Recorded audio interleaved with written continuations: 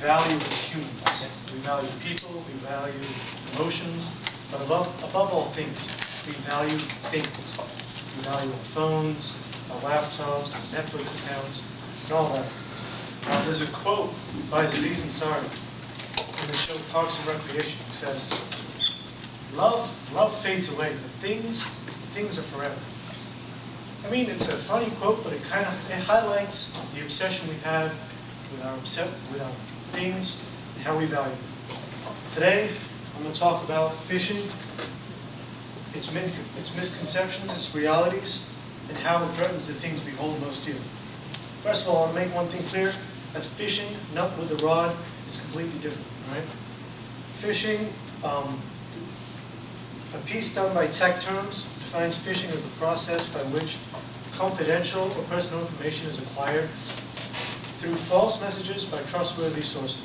It sounds complicated, it's not one. It has multiple actions and multiple steps, but the end result is always the same. You're acquiring data for no good reason. Now, okay, I'm going to make this pretty simple. Do you guys use Snapchat or Instagram? Yeah? Okay, I'm going to use Instagram as an example because I actually wrote about it. Okay, so one day you get this message from Instagram saying, okay, something's happened to your account, you've got to reset your password. So you go there, you're like, okay, I'm going to do this. There's research done by Daejeon Kim and Jung-In Kim that proves fear is the #1 motivator when it comes to phishing targets. Pressure someone into being scared, and they'll do whatever you want. So you go, there's a link right below that email that says, here you go, here's where you can change your password.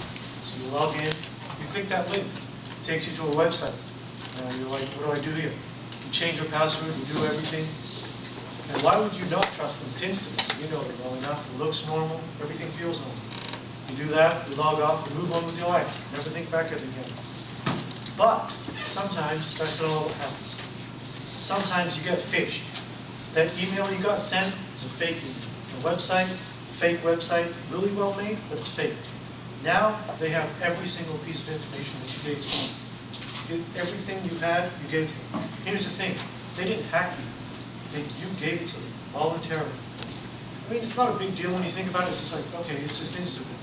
When you change that to your banking details, it gets kind of scary. The misconception about phishing is that it's not dangerous.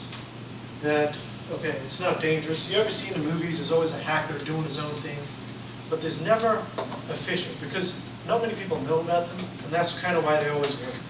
Because you don't know about them, you always find a way around them. In my opinion, they're about as equally dangerous as hackers. Now you're probably thinking, how do I prevent this? Well, here's the thing. Phishers rely on one thing. They assume that you're not smart, that you cannot look at details, you cannot look at details on emails, on links, and how to analyze pages when you see them. There are several browser add-ons that you can add on to make it easier to avoid getting phishing emails, but in that case, if that fails, there's always certain other things you can do.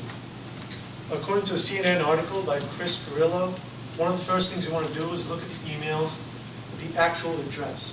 #1, people always put fake fonts in there, other fonts, other languages, put slight errors so it looks real, but it's not actually. It's like fake.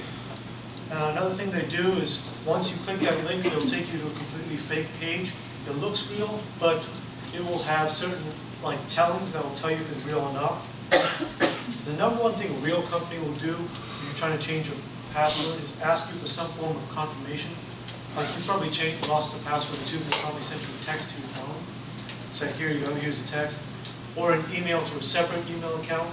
If they don't ask you to do that right away, there's probably a high chance it's a type of phishing site. You might want to get out of there.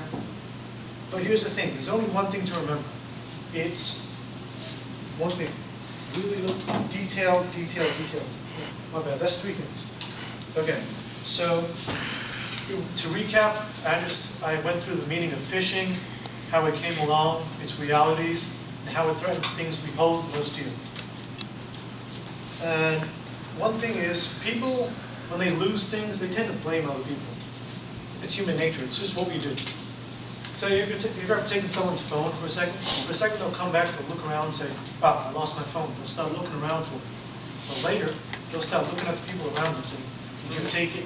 Did you take it? But here's the thing, is we, as human beings, aren't very good at using. When it comes to phishing, the only person you can actually blame is yourself. And say, it was my fault, I didn't pay attention to the link, I didn't pay attention to the website, it's my bad. Let's not make that happen. Pay attention to the details. That's what matters in phishing. Thank you.